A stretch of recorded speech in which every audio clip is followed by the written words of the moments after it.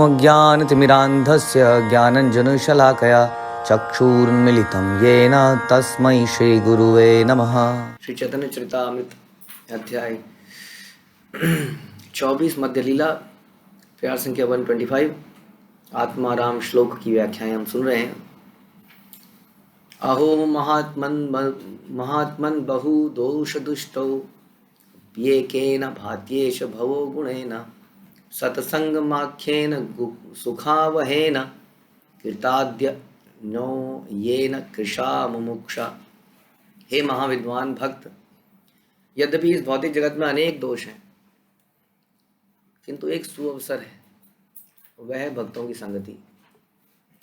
ऐसी संगति से अत्यधिक सुख प्राप्त होता है। इसी सद्गुण के कारण ब्रह्म ज्योति से तदात्मय द्वारा मोक्ष प्राप्त करने की हमारी प्रबल इच्छा निर्बल पड़ गई हरि भक्ति विलास से। तो यही हम चर्चा कर रहे थे अंत में भी कि किस प्रकार से भक्तों की संगति जो है ये हमें एक महान दुख से बचाती है और एक परम गंतव्य में ले जाती है। भक्तों की विशेषता यह है कि वो हमेशा भगवान की चर्चा में रहते हैं, उनको भगवान से आकर्षण है, अटैचमेंट है, इसलिए नेचुरली उनकी जीवन शैली ऐसी हो जाती है कि भगवान उनके सेंटर में रहते हैं। ऐसी अवस्था प्रारंभ में नहीं आ जाती, क्योंकि प्रारंभ में हमारे अंदर बहुत अशुद्धियाँ होती हैं। हम जब भक्ति के नियमों का पालन करते हैं, अपने मन को कंट्रोल करते हैं, अपने आप से लड़ते हैं, अपने आप से लड़के ही आप अपने आप को हरा सकते हो। कोई व्यक्ति आपको समझा नहीं सकता है जब तक आप अपने आप को ना समझाओ। हमारे दिमाग में कोई विचार आता है, हम बड़ी सफाई से उस विचार को कई बार काट देते हैं। कोई दूसरे ने हमें कुछ समझाया, इंटरनली हमारे दिमाग में कुछ और चल रहा होता है। तो हम अपने आप को बदलने के लिए उस व्यक्ति को खुद ही लड़ना होता है एक्चुअली अपने आप से। जो हमारे भक्तगण हैं वो तो हमारे दिमाग में विचार डालते हैं, उन विचारों से हम कैसे अंदर के विचारों को हिलाते हैं वो हमारे ऊपर है। अक्सर ऐसा देखा गया है कि हम ये वाला दूसरा काम नहीं करते, विचार आते हैं लेकिन वो चले जाते हैं। तो ये जो है भक्तों की संगति हमें ये प्रोवाइड करती है।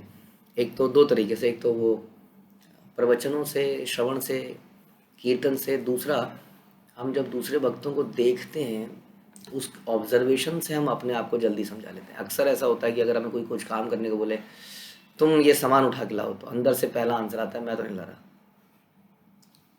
नेचुरल है आदमी के अंदर। फिर आदमी अपने दिमाग को समझाता है नहीं तेरा दिया पिछले नीचे कर लेते हैं। पहला आंसर ये आता है मैं तो नहीं कर रहा। लेकिन तो इंस्ट्रक्शन में कई बार रिबेलियस नेचर हो जाता है हमारा। लेकिन जब हम कुछ देखते हैं, ऑब्जर्व करते हैं, तो हम रिबेल नहीं करते, क्योंकि हमें कोई इंस्ट्रक्शन नहीं दे रहा है, वो तो अपना काम कर रहा है। और उसको देख के हम अपने आप को बोलते हैं मैं क्यों नहीं करता ऐसा। और यही काम हमें कोई बोल दे तुम ऐसे क्यों नहीं करते, मैं तो नहीं कर रहा, तुम्हें तो कम यही नजर आती है इत्यादि। लेकिन हम जब किसी को ऑब्जर्व करते हैं तब किससे द्वेष करेंगे। हाँ, खुद ही ऑब्जर्व कर रहे हैं। इसलिए ये जो ऑब्जर्वेशन वाला है आचरण से इसलिए कहते हैं बड़ा अच्छे से सिखाया जा सकता है, मतलब रिबेलियस नेचर व्यक्ति को भी। जो सबमिसिव है उसको तो श्रवण से, उसको तो इंस्ट्रक्शन से समझाया जा सकता है, लेकिन जो रिबेलियस नेचर का है उसको आचरण से सिखाया जा सकता है। तो ये संगति जो है दोनों प्रकार से, चाहे श्रवण के माध्यम से, आचरण के माध्यम से, हमें बहुत सुख प्रदान करती है। क्योंकि अधिकतर जो दिमाग सबसे ऊपर की मंजिल में जो गर्मी पैदा होती है वो हमारी विचारों से होती है। अब देखेंगे अक्सर जो भी है, द्वेष है, एनवियसनेस है, फॉल्ट फाइंडिंग है, इसके कारण दिमाग में बड़ी गर्मी रहती है। लेकिन जब ये भक्तों की आचरण और श्रवण कीर्तन का जल इस पे पड़ता है, एकदम से ठंडक पहुंचती है। किसी के प्रति कोई दिमाग में चर्चा नहीं चल रही है, विचार नहीं चल रहा, दिमाग एकदम शांत हो जाता है। पता है आपको, दिमाग शांत होने से सारी बीमारियां दूर हो जाती हैं। अक्सर बीमारियों का कारण स्ट्रेस होता है, जो कि पता नहीं चलता है ना, इसको डायरेक्टली साबित नहीं कर पाते। तो इसलिए डॉक्टर भी इससे बहुत ज़्यादा स्ट्रेस पे स्ट्रेस नहीं करते। और कुछ सिम्टोमेटिक दवाइयाँ हम खाते हैं, वो देते हैं। तो इस प्रकार से जब हम भक्तों की संगति प्राप्त करते हैं, अगर हम श्रवण से अपने आप में परिवर्तन लाएंगे, लड़ेंगे अपने आप से, उनके आचरण को ऑब्जर्व करके बदलेंगे, तो दिमाग में ठंडक पहुंचेगी, सारी बीमारी भी दूर होगी, जीवन सुखी हो जाएगा। इसलिए कहते हैं ऐसी संगति से अत्यधिक सुख प्राप्त होता है। और अगर इस संगति में भी सुख प्राप्त नहीं हो रहा है तो इसका मतलब हम संगति को नहीं ले रहे हैं। एक तो श्रवण को जब हम कर रहे हैं तो अपने अंदर से लड़ नहीं रहे हैं, दूसरा, हम किसी के आचरण को ऑब्जर्व ही नहीं कर रहे ध्यान से, गुणों को नहीं ऑब्जर्व कर रहे मधुमक्खी की तरह, बल्कि मक्खी और बन गए हैं, हाँ, जो कि हमेशा कमी देखती है, गंदगी देखती है। तो ये है इम्पोर्टेंट चीज़। तो ये सुख तब मिलेगा जब हम संगति को लेंगे, एब्जॉर्ब करेंगे। इसी सद्गुण के कारण ब्रह्म ज्योति से तदात्म्य द्वारा मोक्ष प्राप्त करने की हमारी इच्छा भी बेकार हो जाती है। फिर आदमी की वो इच्छा नहीं, जैसे कई बार हमें अकेलापन बड़ा अच्छा लगता है, अकेले में रहना इत्यादि। तो वो अकेलापन, हाँ, ये वही लक्षण है निर्विशेष ब्रह्म का। क्यों अकेलापन अच्छा लगता है आदमी को? क्योंकि अकेलेपन में विचारों की क्लैश नहीं होती है, दो अलग अलग विचार नहीं है। अक्सर जब साथ में हैं तो जितने लोग हैं उतने विचार हैं। कोई उसमें अग्रेसिव व्यक्ति होगा, कोई सबमिसिव होगा, कोई मजाकिया होगा, कोई चुप रहने वाला होगा, सब भगवान के भक्त होंगे। तो वहाँ पर दिक्कत होने लगती है। तो ये हमें अपने आप को अडेप्टिव बनाना पड़ेगा, कैसे हम ऐसे माहौल में अपने आप को रख पाएँ। अगर हम ऐसा कर पाते हैं तभी हम एब्जॉर्ब करेंगे ना उस संगति को। अगर हम भक्तों के बीच में रहकर भी अकेलापन ढूंढते हैं तो उससे क्या होगा? उससे फिर हम ये जो बता रहे हैं कि तदात्मय ब्रह्म ज्योति से तदात्मय द्वारा मोक्ष करने की प्राप्ति, ये निर्बल पड़ गई इच्छा। हाँ, तो ऐसा व्यक्ति क्या करता है? जैसे हमने बताया था, ब्रह्म ज्योति में क्या करता है? वो बैठा रहता है बस अकेला, चिंतन, ओनली चिंतन, ओनली चिंतन। हाँ, भक्ति में केवल चिंतन नहीं है, भक्ति में बहुत कुछ एक्टिविटी है। उसके लिए हम भक्ति मतलब भक्तों के संग में, ये बताया जा रहे हैं, भक्तों की संगति। तो हमें अपने इस निर्विशेष ब्रह्म के प्रति जो हमारा आकर्षण है, एकांत में बैठने का जो हमारा मन करता है, अक्सर हम एकांत में ही बैठे रहें, इसको थोड़ा बदलना पड़ेगा मुझे लगता है। तभी हम, देखिए, हम अपने आप से कभी क्या सीखेंगे? हमें जो आता है वही तो सीखेंगे अपने आप से, नहीं? जैसे हम कहते नहीं कि हम बोल रहे हैं अगर, तो वही तो बोलेंगे जो हमें आता है। लेकिन हम सुन रहे हैं तो देयर इज अ पॉसिबिलिटी कि हम जो सुन रहे हैं वो हमें आता नहीं है। उसी तरह दूसरे के आचरण से हम वो सीख सकते हैं जो हमारे पास हो सकता ना हो। अपने ही आचरण से हम क्या सीखेंगे? जो आता है वही तो सीखेंगे। इसलिए संगति से अत्यधिक सुख प्राप्त होता है, लेकिन वो नज़रें हमें चाहिए होंगी। यस, ये समझते हुए कि भक्त दुर्लभ हैं, बहुत संसार में बहुत कम लोग हैं जो ऐसा कर रहे हैं, कोई ना कोई तो गुण इनके अंदर होगा। यदि आप ऐसा कर लेंगे तो आपके जीवन बहुत सुखी हो जाएगा। नारदेर संग सौनकादि मुनिगण मुमुक्षा छाड़िया कैला कृष्णेर भजन।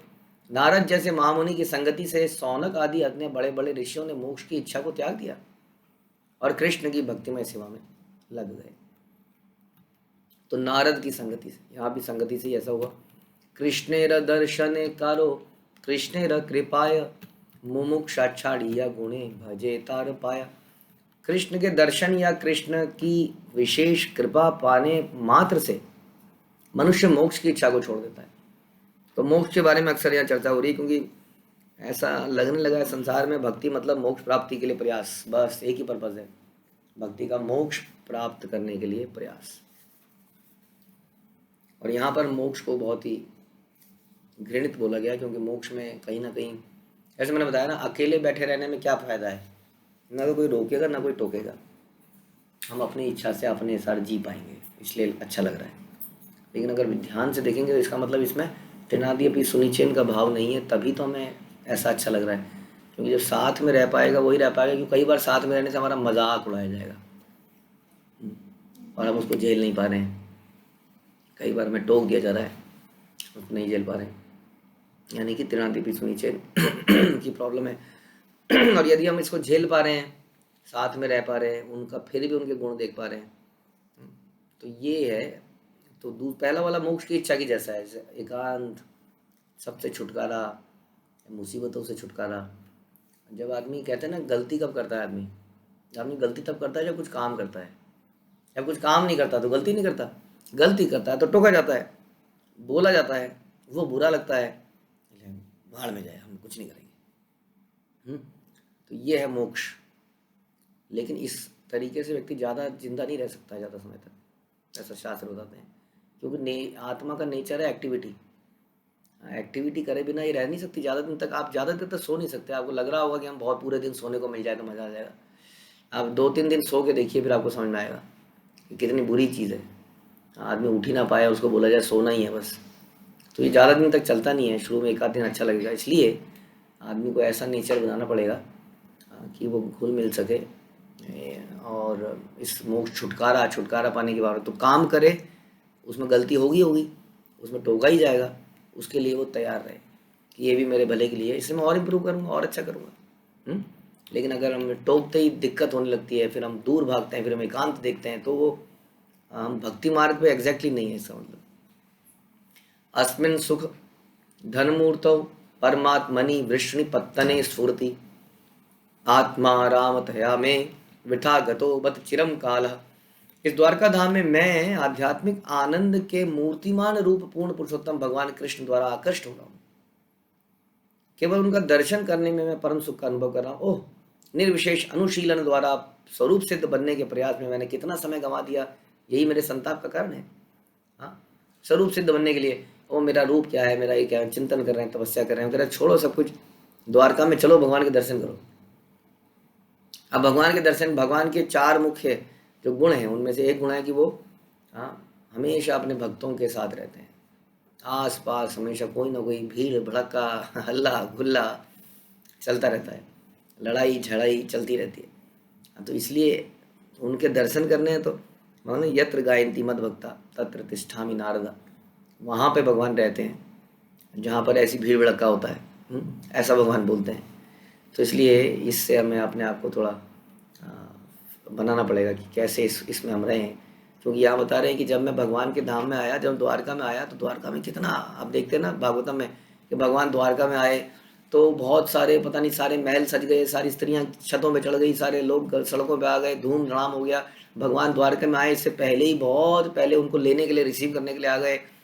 कैसा माहौल है। ऐसे माहौल में जब ये व्यक्ति आए, जो श्लोक को बोल रहे हैं, तो कह रहे हैं मैं तो बस आकृष्ट हो गया। तब मैंने समझ में आया कि मैं कहाँ समय बर्बाद कर रहा था अपना स्वरूप सिद्ध बनने के लिए। जीवन मुक्त अनेक सही दुई भेद जानी, भक्ते जीवन मुक्त ज्ञाने जीवन मुक्त मानी। ऐसे अनेक लोग हैं जो इसी जीवन में मुक्त हो चुके होते हैं, कुछ तो भक्ति करके और कुछ ज्ञान के द्वारा मुक्त बनते हैं। भक्ते जीवन मुक्त गुणा कृष्ण हया कृष्ण भजे शुक्ल शुष्क ज्ञाने जीवन मुक्त अपराधे अजो अधो मजे। जो लोग भक्ति द्वारा मुक्त बनते हैं वे कृष्ण के दिव्य गुणों द्वारा अधिक आकृष्ट होते जाते हैं, जो भक्ति द्वारा मुक्त होते हैं, और इस प्रकार वो उनकी सेवा में लग जाते हैं। क्योंकि गुणों से आकर्षित होना का मतलब सेवा। आप बोलो कि आप कितने अच्छे हैं, आप कितने हैंडसम हैं, आप कितने ये हैं, आप कितने वो हैं, आप कितने, बहुत तारीफ कर दी। आता ना ग्रीटिंग कार्ड्स का एक कल्चर चला अभी भी होगा वैसे तो ग्रीटिंग कार्ड में हमने लिखा 1 लाइन 2 लाइन 3 लाइन 4 लाइन लिखते गए, लेकिन प्रैक्टिकल लेवल पे हम कुछ कर ही नहीं रहे हैं। कभी भी कुछ मांगा जा रहा है ये कर दो, नहीं। तो कहने का मतलब है कि गुणों से अगर हम आकर्षित हैं तो नेक्स्ट स्टेज क्या होगी, naturally we will do something for it. ये असलियत से कैसे पता चलता है कि हमारे हृदय से उद्गार निकलेंगे, हम कुछ सेवाओं में लगेंगे। तो सेवा में लग जाता, तो भगवान के गुणों से जो आकृष्ट होता है वो भगवान की सेवा में लग जाता है। दोनों ही चीज़ें बड़ी इंपॉर्टेंट है कि अपने हृदयों के वक्तव्यों का उद्गार करना भी बड़ा इंपॉर्टेंट है ना। क्योंकि कई बार हम सेवा कर रहे हैं, पता ही नहीं चलता है कि आदमी ज़बरदस्ती सेवा कर रहा है या उसको अच्छा लग रहा है। जब वो हृदय की बात बताता है, लिख के देता है, तब कई बार हृदय की बातें सामने आती है, अच्छा वो इसका ऐसे विचार है इनके। और दूसरा, कई बार विचार ही व्यक्त करना और कुछ ना करना वो भी थोड़ा गलत है। तो दोनों का, तो इस प्रकार से गुणों को सुनना, गुणों को बखान करना और भगवान की सेवा में लग जाना, ऐसे होते हैं वो लोग जो भक्ति द्वारा मुक्त होते हैं।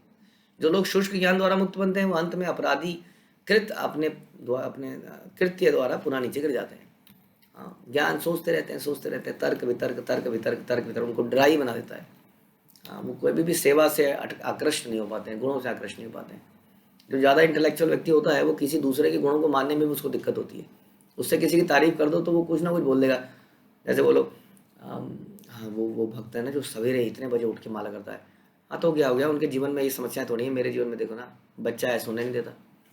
हाँ बोले वो खाना बनाती है तो क्या हो गया, उनके पास घी अच्छा है ना, मसाले अच्छे हैं, पैसा है, माइक्रोवेव है, ये है, हमारे पास क्या है।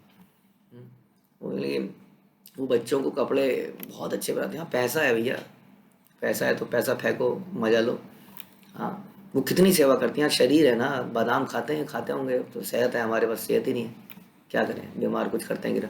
मतलब उनको किसी की भी कुछ बोलोगे तो वो उसमें कुछ ना कुछ उसमें निकालता चला जाएगा, निकालता चला जाएगा, निकालता चला जाएगा। ये है अपराधी कृत्य है, ये अपराधी कृत्य। हाँ, जब ज़्यादा आदमी अपने आप से अपने आप को निम्न नहीं मानता तो दूसरे की तारीफ सुन ही नहीं सकता वो कभी। वो उसमें कुछ ना कुछ निकालता चला जाएगा, निकालता चला जाएगा, निकालता चला जाएगा। आपने ऐसा देखा होगा अक्सर बातचीत करते हुए। तो ऐसी मेंटेलिटी से आपको बचना है। जब किसी की आप ग्लोरिफिकेशन कर रहे हैं तो उसमें इफ्स एंड बट्स नहीं होने चाहिए। कई बार पति लोग अपनी पत्नी की तारीफ करते हैं तो ऐसा लगता है तारीफ कर रहे हैं या बुराई कर रहे हैं, समझ नहीं आ रहा है बोल क्या रहा है आदमी। एक तारीफ करता है कहता है लेकिन, दूसरा करता है लेकिन। हाँ, यानी कि वो कुछ कह रहा है, कहना चाह रहा है वो कुछ और, तो कह रहा है कुछ और। तो जब आप किसी के बारे में कुछ बोले हैं तो उसमें इफ्स एंड बट्स नहीं होने चाहिए उसके उस वक्त। जब गुण देख रहे हैं तो गुण देखिए ना। अब गुण देखने का काम यदि आपका है, यदि आप गुरु की पोजीशन पे हैं, सीनियर की पोजीशन में, तो ही ऐसा करें, नहीं तो गुण देखिए। ये अन्यरविंदाक्ष विमुक्त मानिनस तव्यस्त भावाद विशुद्ध बुद्धया आरूह्य कृच्छेण परम पदम ततः पतंत यथो नाद्यत युष्मद्यंग्रया। हे कमल नयन, जो लोग आपकी भक्ति के बिना इस जीवन में अपने आप को मुक्त मानते हैं उनकी बुद्धि अशुद्ध है। जो अपने आप को मुक्त मानते हैं उनकी बुद्धि अशुद्ध है। जो अपने आप को बहुत ही अच्छा भक्त मानते हैं, हृदय से, मुंह से तो हम बोलते हैं मैं तो पतित हूँ, लेकिन अंदर से अपने आप को अच्छा मान रहे होते हैं। उसका कैसे पता चलता है? क्योंकि हम दूसरों को बुरा मान रहे हैं। It is all relative. कोई बोले, अगर हम मैं बोलूँ ये बहुत लंबा है, मेरा बच्चा बड़ा लंबा है, इसका क्या मतलब हुआ? कोई लंबा मतलब नहीं हुआ, क्योंकि आसपास के बच्चे छोटे हैं इसलिए लंबा है। नहीं, माना आपका बच्चा बहुत लंबा है, आपको ऑस्ट्रेलिया भेज दिया जाता है। हाँ, थोड़ी देर में क्या, अरे आपका बच्चा तो बड़ा छोटा है, सब कहे अरे आपका बच्चे की हाइट कम रहेगी, कम रहेगी, है कि नहीं? इट इज़ ऑल रिलेटिव कि कौन लंबा है कौन। हाँ, इसका मतलब यदि दूसरे बुरे हैं तो इसका मतलब क्या हुआ कि मैं अच्छा हूँ, तभी तो दूसरे बुरे हैं। यदि मैं बुरा हूँ तो दूसरे अच्छे हैं, है ना? तो ये एक लक्षण है। तो हम अपने आप को मुक्त शुद्ध मानते हैं, या चलिए ये शब्द कहीं हम तो नहीं मानते शुद्ध, दूसरा शब्द बोलते हैं, हम अपने आप को सही मानते हैं। ये तो बात मानते हो गए आप, है ना? हम अपने आप को हमेशा सही मानते हैं और दूसरे को हम सही नहीं मानते उतना सही। लगता है कि मेरी इंटेंशन तो सही थी ना, मेरी इंटेंशन नहीं देखी जा रही है, लेकिन क्या हम इंटेंशन देख रहे हैं? तो ये बता रहे हैं कि जो लोग ना अपनी वो अपने आप को मुक्त मानते हैं उनकी बुद्धि अशुद्ध है। यद्यपि वे विविध कठोर तपस्याएं भी करें, निर्विशेष ब्रह्म साक्षात्कार रूपी आध्यात्मिक पद को प्राप्त भी कर लें, तो भी आपके चरण कमलों की पूजा की अपेक्षा करने के कारण वे पुनः नीचे गिर जाते हैं। इसलिए सरल हृदय से व्यक्ति गुण देखता है भगवान में, भक्तों में, और पूजा करता है, सेवा करता है, तो वो भक्ति में बना रहता है, नहीं तो वो नीचे गिर जाता है। ऐसा श्रीमद् भागवत में बताया गया।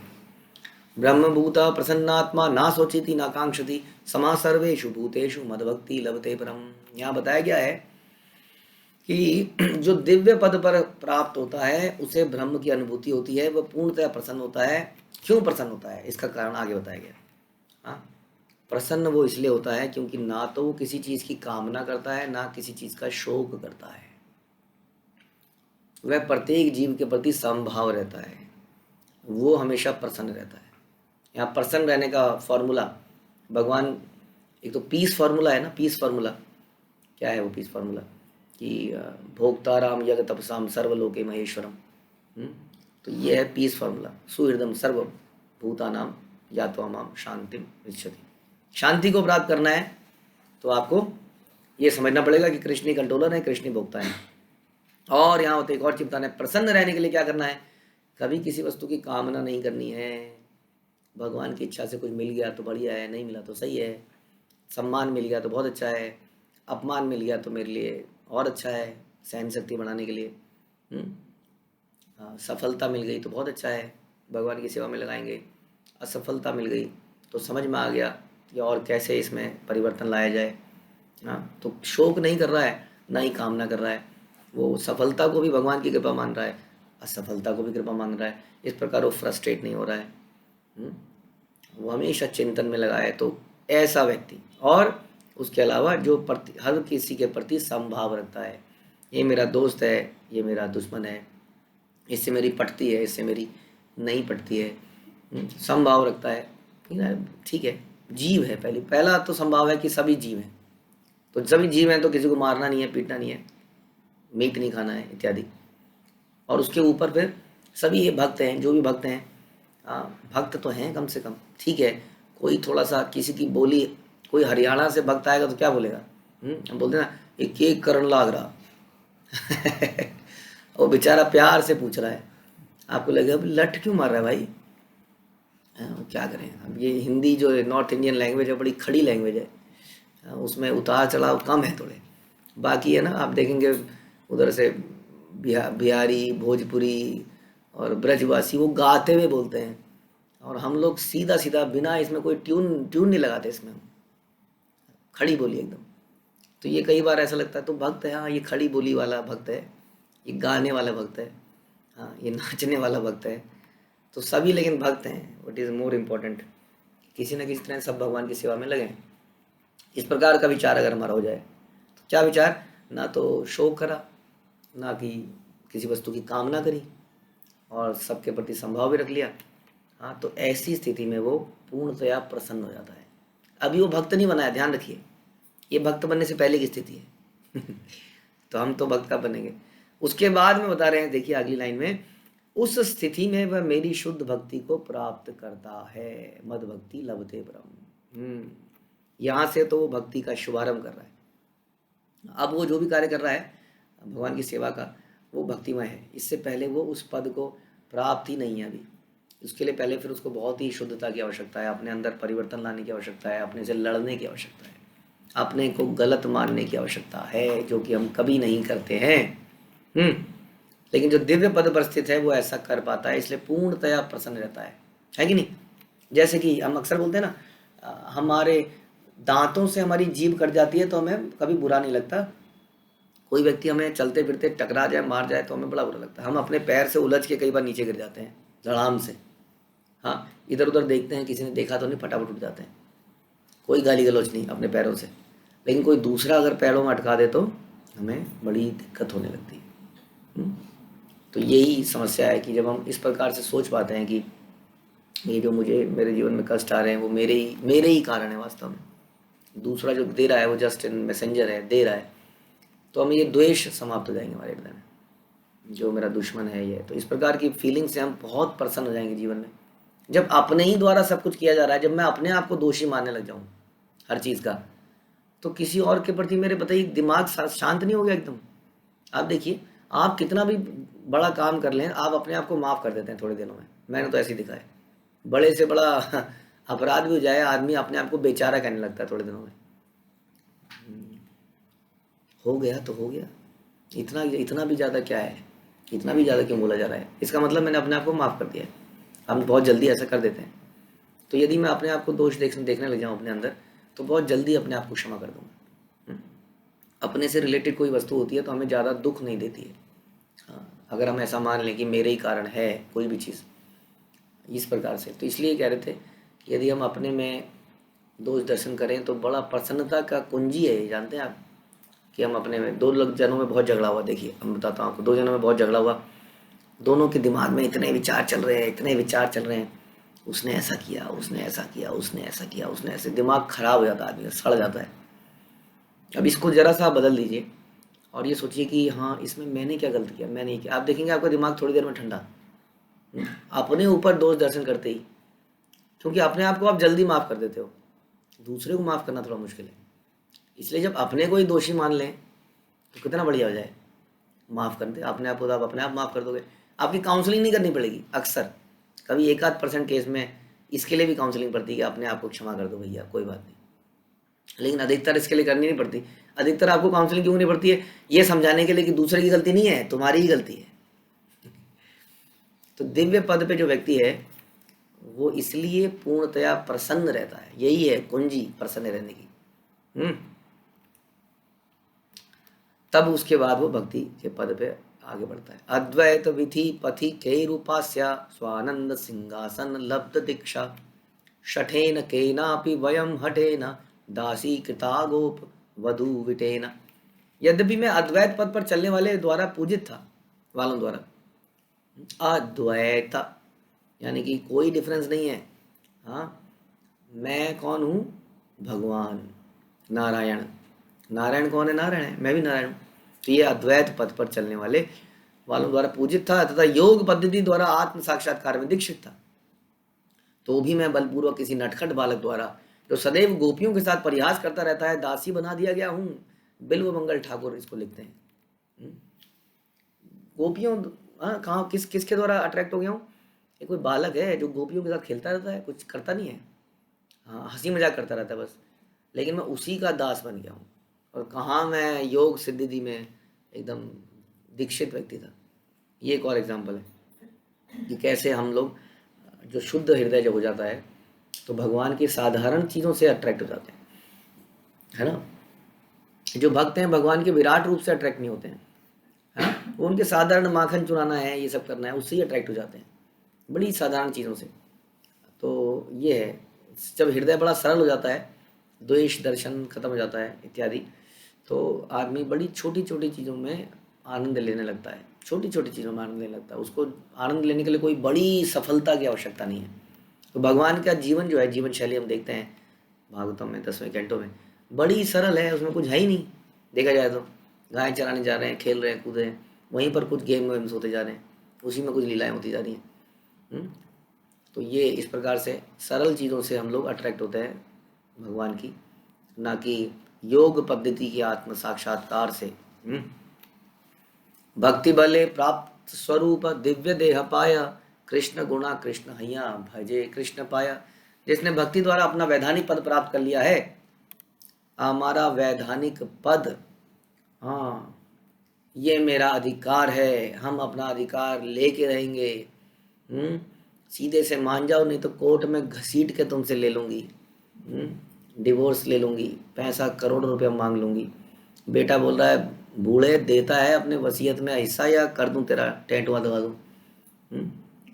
तो ये वैधानिक पद, बच्चा अपना वैधानिक पद मांग रहा है, हाँ, जायदाद में हक मांग रहा है, पत्नी अपना हक मांग रही है, और हम लोग ऑफिस में अपना हक मांग रहे हैं, देना पड़ेगा। हाँ, उसको क्यों दिया, उसको इंक्रीमेंट क्यों दिया, मेरे को क्यों नहीं दिया, देना पड़ेगा, मुंह पे मारता हूँ तुम्हारे जॉब।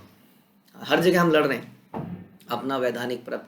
लेकिन यहाँ बता रहे हैं वैधानिक पद क्या है, जो हम सुनते हैं कि हम कृष्ण के दास हैं। अच्छा, सबसे बड़ी समस्या है कि दास बनने के लिए कंपटीशन बड़ा कम है।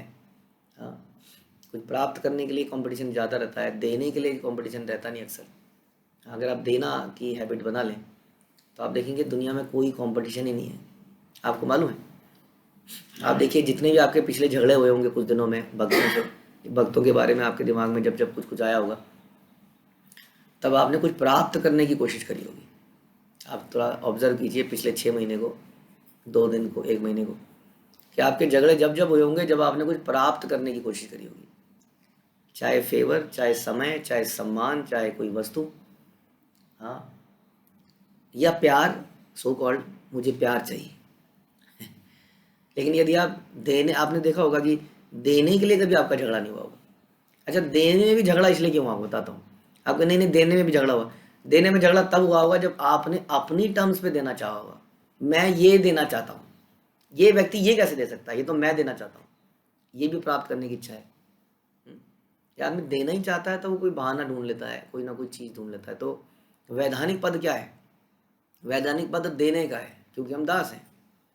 लेकिन हम उस वैधानिक पद को छोड़ देते हैं, तभी हम ब्रह्मभूता प्रसन्नात्मा नहीं रहते, टेंशन्स रहती है। तो जब भी हम कुछ प्राप्त करने की कोशिश करते हैं तभी हमें दुख होता है। हाँ, हमें ऐसा लगता है कि हम कुछ चीज़ प्राप्त करेंगे तो हमें सुख मिलेगा, लेकिन ऐसा है नहीं। क्योंकि आप हमेशा प्राप्त नहीं कर पाओगे, प्राप्त करने की आदत पड़ जाएगी। जब प्राप्त नहीं होगा तो आपको फ्रस्ट्रेशन होगी। लेकिन जब देने की आदत पड़ जाएगी तो कभी इस काम में आप फेल नहीं होगे। फेलियर से दिक्कत होती है, फेल होगी नहीं, क्योंकि देने का बहाना मिलता ही रहता है कहीं ना कहीं, कैसे ना कैसे। देयर इज अनलिमिटेड सर्विसेज, भगवान की अनलिमिटेड सर्विसेज एक्चुअली में, क्योंकि भगवान अनलिमिटेड हैं, इसलिए देने में कभी कोई प्रॉब्लम नहीं आएगी। तो जो भक्ति द्वारा अपना वैधानिक प्राप्त कर लेता है, उसे इसी जीवन में ही देह प्राप्त हो जाता है, दिव्य देह प्राप्त हो जाता है। वह कृष्ण के दिव्य गुणों से आकर्षित होने लगता है और उनके चरण कमलों की सेवा में पूर्ण रूप से लग जाता है। सेवा में लग जाता है, सेवा में। हाँ, कई बार हम लेक्चर में बोल देते हैं कि सेवा करोगे तो मेवा मिलेगा। प्रारंभ में ऐसा बोला जा सकता है लोगों को, लेकिन वास्तव में समझिए कि मेवा क्या है, वो सेवा ही तो मेवा है, और क्या मेवा है। तो जब हम ऐसा विचार बना लें कि आई हैव टू गिव। देखिए मैं एक और बताता हूँ, जैसे हम मंदिर में जाते हैं भगवान के लिए कुछ लेके, ठीक है, आपका बड़ा अच्छा भाव है, आपने पेड़े लिए, भगवान को ऑफर किए, अब आप वहाँ पे खड़े हैं, ठीक है, कि पेड़ा वापस आएगा। अब जब पेड़ा वापस आया तो दूसरे ने ऐसे ऐसे हाथ किया, और दूसरा, अब आपके दिमाग में गरम, यहाँ गर्मी शुरू हो गई। बताइए क्या लोग हैं, मंदिर में आए हैं, तमीज़ नहीं है इनको, खाली हाथ आते हैं, भिख मंगे कहेंगे, हाँ, दूसरों का प्रसाद ले जाते हैं। अब हो गए ना, अपराध होने शुरू हो गए, विचार आने लगे। क्यों? क्योंकि आपके अंदर वो एक्सपेक्टेशन थी कि ये आएगा और मेरे मुंह में जाएगा, उसकी लार अंदर बनने लगी थी। चाहे आप कह लीजिए कृष्ण प्रसाद है, लेकिन लार तो किसी और चीज़ के लिए बन रही थी। लेकिन यदि आप जाएं ऑल्टर में, भगवान आपके लिए पेड़े लाए हैं, और आप ऐसा विचार बना लें कि मैं पेड़े देकर चला जाऊंगा, आप बिल्कुल प्रसन्नचित रहेंगे, कभी ऐसा नहीं होगा आप दुखी हो जाए। लेकिन अगर आप वहाँ खड़े हैं तो वहाँ बहुत टेंशन है, क्योंकि वहाँ 10 हाथ ऐसे हैं, बड़ी टेंशन है, थोड़ी देर तक मेरे को मिल पाएगा कि नहीं मिल पाएगा, मेरा चीज़ कोई और तो लेगा। सोचिए ऐसा होता है कि नहीं, मेरी चीज़ कोई और तो नहीं ले जाएगा। अब दिमाग में टेंशन है, स्ट्रेस है, क्योंकि लेना है ना, लेना है तो स्ट्रेस है। अब देना है तो स्ट्रेस नहीं है, वहाँ रखा, चले गए, बिल्कुल शांत हृदय। हाँ, तो ये है हमारी वैधानिक स्थिति देने की। तो सारी जीवन में समस्या लेने की भावना से आ जाती है। निरोधो अस्यानुशयन्मात्मनः सह शक्ति भी मुक्तिर्हित्वान्यथा रूपम स्वरूपेण व्यवस्थिता। जब महाविष्णु विश्राम करते हैं और विराट जगत को समेट लेते हैं, विनष्ट कर देते हैं, तब सारे जीव तथा अन्य शक्तियां उन्हीं में समा जाती हैं। मुक्ति का अर्थ है परिवर्तनशील स्थूल तथा सूक्ष्म शरीरों को त्याग करने के बाद अपने सनातन मूल स्वरूप में स्थित रहना। हाँ, मुक्ति ये नहीं है कि हम महाविष्णु के शरीर में जाके अनंत काल के लिए सुप्त अवस्था में चले जाएं, और जब सृष्टि दोबारा की जाए तो हमें फिर से निकाल के फेंका जाए। मुक्ति क्या है? ये शरीर त्यागना है तो ठीक है, लेकिन उसके बाद अपने सनातन मूल स्वरूप में स्थित हो जाना, जो अभी अभी हमने डिस्कस किया, देने वाला, दास वाला। तो ये वास्तविक मुक्ति है।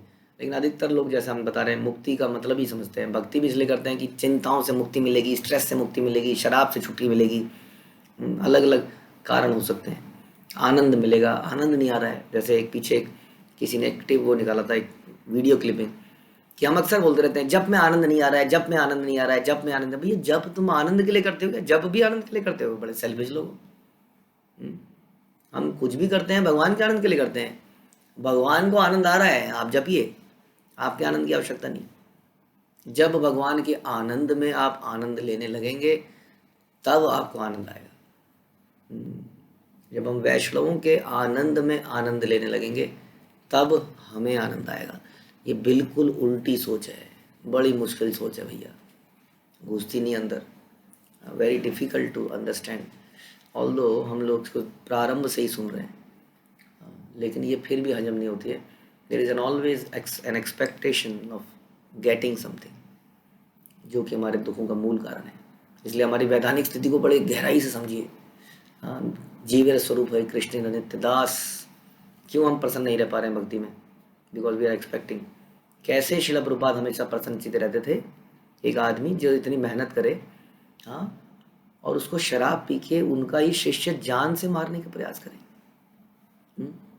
उनके जीवन में इतने भयंकर कठिनाइयाँ, एक जितनी मुश्किल से जमीन ले और जमीन में धोखा, दूसरी जमीन में धोखा, और चारों तरफ कष्ट, और प्रसन्नचित्त हैं क्योंकि सफलता या असफलता उनको बदर नहीं करती है, क्योंकि वो देने के लिए आए हैं और वो दास हैं। तो इस भाव से हम प्रसन्न रह सकते हैं, ठीक है, चाहे कंगले भी क्यों ना हो जाए। बिल्कुल इस स्थिति में हमें इसी को मुक्ति कहते हैं। तो बता रहे कि यदि कोई ऐसा व्यक्ति बन जाता है तो इस शरीर में, इसी संसार के अंदर वो मुक्त आत्मा बन जाता है, ठीक है। तो यही समाप्त करते हैं। हरे कृष्णा। शिल प्रभुपाद की जय। श्री चैतन्य चरितामृत की जय। श्री कृष्णदास कविराज की जय।